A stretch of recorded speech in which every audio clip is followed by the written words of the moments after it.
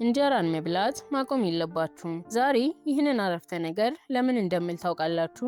ብዙዎቻችን የምናስበው ክብደት ለመቀነስ እንጀራን መተው ብቸኛው አማራጭ ነው ብለን ነው። ባለፉት አስርተ ዓመታት ውስጥ በርካታ የክብደት መቀነስና የአመጋገብ ስርዓት ምርምሮች ተካሂደዋል። በእነዚህ ጥናትና ምርምሮች የተገኘው እውነት ግን እንጀራ በራሱ ውፍረት አያመጣም የሚል ነው። ይልቁንም እንጀራን በአግባቡ ካልተጠቀምን ሰውነታችን የፈለገውን ያክል የክብደት መቀነስ ግብ ላይ መድረስ አይችልም። በዛሬው ቆይታችን ከእንጀራ ጋር ያለንን የረዥም ጊዜ የተሳሳተ ግንኙነት እንቋጫለን። የዛሬው ቪዲዮ እንጀራ በጤናችን ላይ ስላለው ሚናና ለምን ብዙ ሰዎች እንጀራን እንደ ጠላት እንደሚመለከቱ በዝርዝር የሚያስረዳችሁ ነው። ይህ ቪዲዮ ከዛሬ በኋላ የአመጋገብ ስርዓቱን ሙሉ በሙሉ ይለውጠዋል። ወደ ዝርዝሩ ከመግባታችን በፊት ግን አሁኑኑ ቻናላችንን ላይክ እና ሰብስክራይብ ያድርጉ። እንጀራን ስናነሳ ስለ ጤፍ ማውራት የግድ ይላል። ጤፍ በዓለም ላይ ካሉ እጅግ በጣም ጥንታዊ ከሆኑ እህሎች አንዱ ነው። በጆርናሉ ፉድ ሳይንስ ላይ የወጡ ጥናቶች እንደሚያሳዩት ጤፍ በፕሮቲን ይዘቱ ከስንዴ ከበቆሎና ከሩዝ በእጅጉ ይበልጣል። ካስተዋላችሁ ብዙ ሰዎች ያለ እንጀራ ውለው ማደር አይችሉም። እንጀራ ስንበላ ለምን የረሃብ ስሜት አይሰማንም ካላችሁ፣ ምክንያቱም ጤፍ በውስጡ ያለው ፋይበር በሰውነታችን ውስጥ ቀስ ብሎ ስለሚፈጭ ነው። ይህ ደግሞ በደም ውስጥ ያለውን የስኳር መጠን በአንድ ጊዜ ከፍ እንዳይል ያደርገዋል። ይህ ሂደት ደግሞ ሰውነታችን አላስፈላጊ ስብን እንዳያከማች ይረዳዋል። አሁን በተደጋጋሚ የምሰማቸውን ጥያቄዎች በዝርዝር ልመልስላችሁ። የመጀመሪያው ጥያቄ እንጀራ ሲገዛም ሆነ ቤት ውስጥ ሲጋገር አፍለኛ ነው ብለን የምንጠይቀው ለምንድን ነው? በጣም ያልቦካው አፍለኛ እንጀራ ከቦካው እንጀራ ለምን የተሻለ ሆነ የሚለው ነው። አጠር አድርጌ ላስረዳችሁ። አንደኛውና ዋናው ምክንያት የጤናችን ጉዳይ ነው። ሊጥ በጣም ሲቦካ የላክቲክ አሲድና የጋዝ መጠኑ ይጨምራል። አፍለኛ እንጀራ ግን ገና መቦካቱ ስለሆነ በውስጡ ያለው አሲድ አነስተኛ ነው። ለዛም ነው ጨጓራን አያቃጥልም፣ ሆድንም አይነፋም። ሁለተኛው ደግሞ ጣዕሙ ነው። የቦካ እንጀራ የመኮምጠጥ ባህሪ አለው። አፍለኛ እንጀራ ግን አይቆመጥጥም። ለስላሳ ማርማር የሚልና እውነተኛ የጤፍ መዓዛው ጎልቶ የሚወጣ ነው። ስለዚህ አፍለኛ እንጀራ ከቦካ እንጀራ በተሻለ ተመራጭ ነው ማለት ነው። ሌላኛው ጥያቄ ደግሞ እንጀራን ከቅቤ ጋር መብላት ያወፍራል ወይ የሚለው ነው። መልሱ በአጭሩ አዎ ነው። ቅቤ በጣም ከፍተኛ ካሎሪ ስላለው እንጀራን ከቅቤ ጋር ስንበላ ካሎሪው ይጨምራል። ክብደት መቀነስ ከፈለጋችሁ ከቅቤ ይልቅ እንጀራን በአትክልት ወይም ደግሞ በወጥ መጠቀም የተሻለ አማራጭ ነው። ክብደት ለመቀነስ ብላችሁ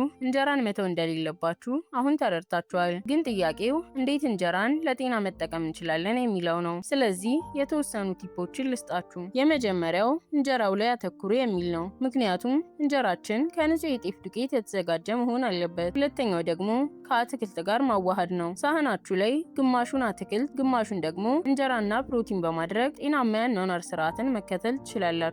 ሌላው በጣም ልብ ማለት ያለብን ነገር ደግሞ የመመገቢያ ሰዓታችንን መምረጥ ነው። እንጀራን ከፍተኛ የካርቦሃይድሬት ይዘት ስላለው ምሳሌ ብንመገበው ሰውነታችን ቀኑን ሙሉ እንደ ኃይል ይጠቀምበታል። ነገር ግን ምሽት ላይ ከበላን የመፈጨት እድሉ ዝቅተኛ ስለሆነ ባንበላ ይመረጣል።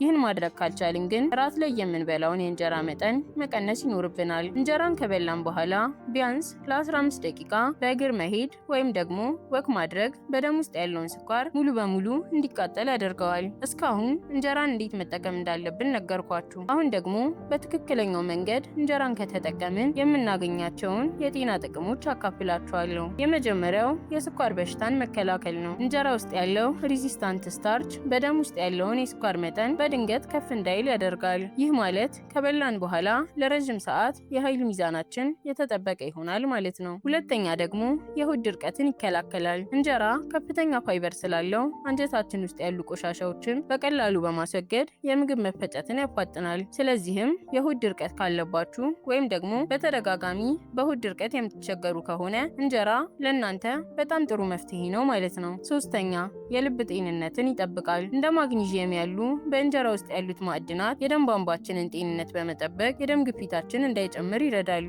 የልብ ምታችንንም የተረጋጋ እንዲሆን ከፍተኛ አስተዋጽኦን ያደርጋሉ። አራተኛ የደም ማነስን ይከላከላል። ሁላችሁም እንደምታውቁት ጤፍ በብረት ወይም ደግሞ በአይረን ንጥረ ነገር እጅግ የበለጸገ ነው። አይረን ደግሞ ለደም ሴሎቻችን ኦክሲጅን ለማቅረብ በጣም አስፈላጊ ነው። ስለዚህ እንጀራ መመገብ የደም ማነስ ችግርን ለመከላከል ተፈጥሯዊና ቀላሉ መንገድ ነው። አምስተኛ የነርቭ ስርዓትን ያረጋጋል። ጤፍ በማግኒዥየም የበለጸገ ነው። ማግኒዥየም ደግሞ ለነርቭ መረጋጋት አስፈላጊ ነው። እንጀራ በመመገብ ጭንቀትንና የነርቭ መረበሽን መቀነስ ይቻላል። እንጀራ ሲመገቡ የመረጋጋት ስሜት የሚሰማውትም በዚህ ምክንያት ነው። ስድስተኛ ለጡንቻችን እድገት አስፈላጊ ነው። እንጀራ በውስጡ 18 አይነት አሚኖ አሲዶችን ይዟል። እነዚህ የፕሮቲን ክፍሎች ለሰውነታችን ጡንቻዎች መገንባትና ለሴሎቻችን እድሳት በጣም ወሳኝ ናቸው። ሌላኛው ጥቅሙ ደግሞ የአጥንት ጥንካሬን መጨመር ነው። ካልሲየም በአጥንት ውስጥ እንዲገባ የሚያደርገው ማግኒዥየም በእንጀራ ውስጥ በብዛት አለ። ይህም አጥንት እንዳይሳሳ ይከላከላል። የመጨረሻው ደግሞ የቆዳና የፀጉር ጤንነትን መጠበቅ ነው። በጤፍ ውስጥ የሚገኙት ዚንክና ቫይታሚኖች የቆዳን ልስላሴና የፀጉርን ጥንካሬ ያሻሽላሉ። በብዛት እንጀራ የሚመገቡ ሰዎች ቆዳ ይበልጥ ጤናማ ሆኖ ይታያል። የዛሬው ቪዲዮ ይህንን ይመስል ነበር። እንዳትሸወዱ፣ እንጀራን መብላት ማቆም የለባችሁም። ነገር ግን መብላት ያለባችሁ በትክክለኛው መንገድ ነው። ይህን መረጃ ለምትወዷቸው ሰዎች አካፍሉ። ቻናላችንን ሰብስክራይብ በማድረግ ሁሌም የእርስዎንና የቤተሰቦን ጤና የሚጠብቁ ጠቃሚ ሀሳቦችን ያግኙ። ስለተከታተላችሁን እናመሰግናለን።